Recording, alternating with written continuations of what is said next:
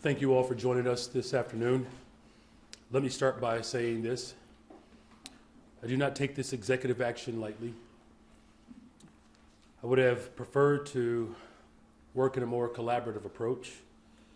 I would have preferred to do the work with our allies in City Council to pass legislation ultimately. And we were doing that. We were doing just that.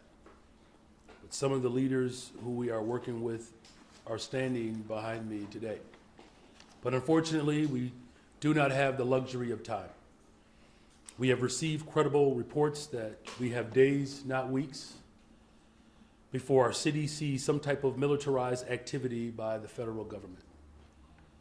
It is unclear at this time what that will look like exactly.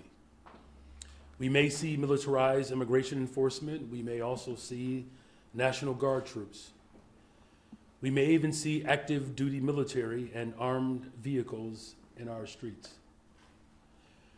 We have not called for this. Our people have not asked for this. But nevertheless, we find ourselves having to respond to this. Let me be absolutely clear. Although we believe the reports we have received are highly credible, this is an erratic, impulsive administration, and it is not always possible to understand and know exactly how he will move. He could change his mind, he could reverse course. In fact, I encourage him to do that.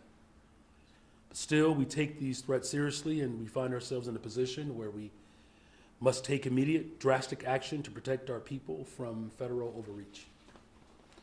I'm signing an executive order today that will launch the Protecting Chicago Initiative. This is a project that builds on the months of preparation that we have done, that has led up to this very moment.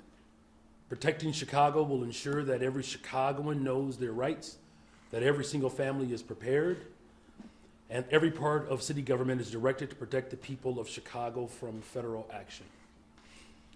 This sweeping executive order directs our Department of Law to pursue any and every legal mechanism to hold this administration accountable for violating the rights of Chicagoans.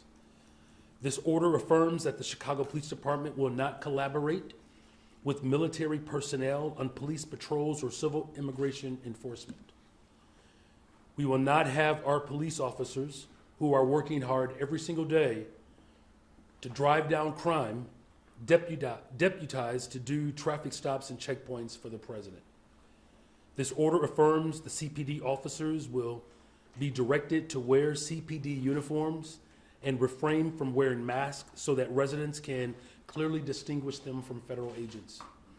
And finally, as I said, it establishes the Protecting Chicago Initiative,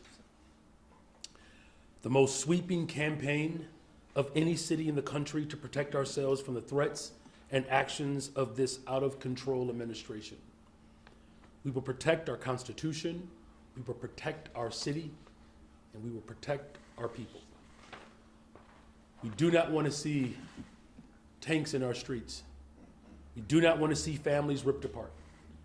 We do not want grandmothers thrown into the back of unmarked vans. We don't want to see homeless Chicagoans harassed or disappeared by federal agents. We don't want to see Chicagoans arrested for sitting on their porch. That's not who we are as a city, and that's not who we are as a nation. My team and I have spoken with the governor, the county president, and with our federal delegation, and we are in complete alignment. The time for action is now. With that, I will sign this executive order and then return for follow-up questions. I'm going to move the mic right.